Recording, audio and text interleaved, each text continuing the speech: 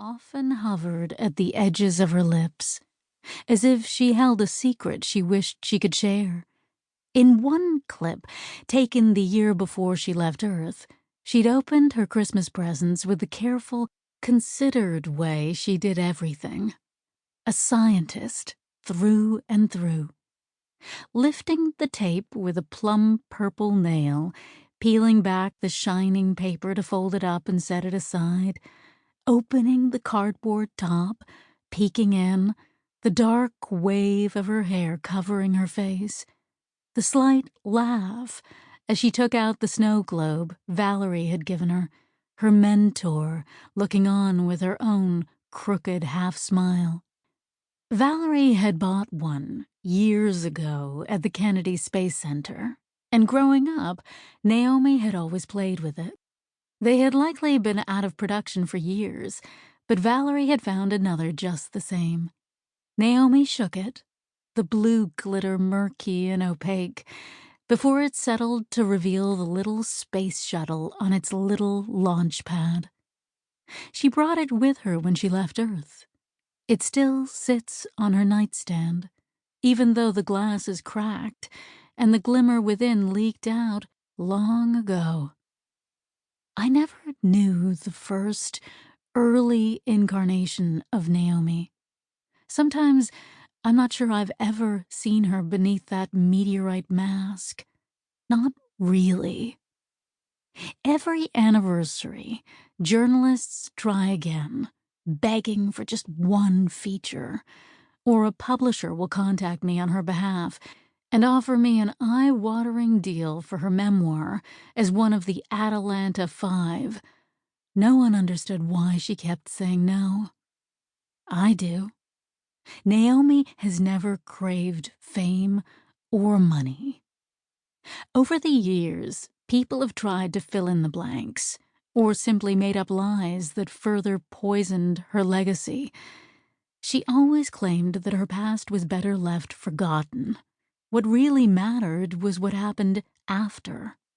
What we built from the remnants and rubble. You'll be wondering who I am to her, but I'm not the important part of this story. I never have been. I'd only meant to stay with her for a week, one of my infrequent visits. Always so difficult to get away and see her, and it's so far to travel. It was easy to let too many months pass. At least I visited her, though. The rest of the family never does. She spends so much of her time alone. I was meant to leave tomorrow, yet just half an hour ago, at 2:30 in the morning, she shook me awake. She leaned over me, graying brown hair tickling my face, her hands like claws on my shoulders. Dark eyes wide, she said she'd tell me everything.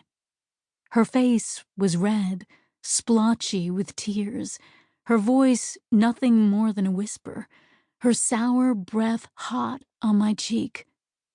I've checked the news long enough to understand what set her off. Naomi will have turned off all incoming comms. The journalists are going to be circling and buzzing like flies. They'll dredge up all the old pain anyway. So perhaps that's why she's finally telling me what I want to know. Better than finding out via the news drones. She owes me that much. I've gone to fetch a pen and paper. An anachronistic affectation, but writing longhand helps me think better, even if decoding my handwriting is a struggle.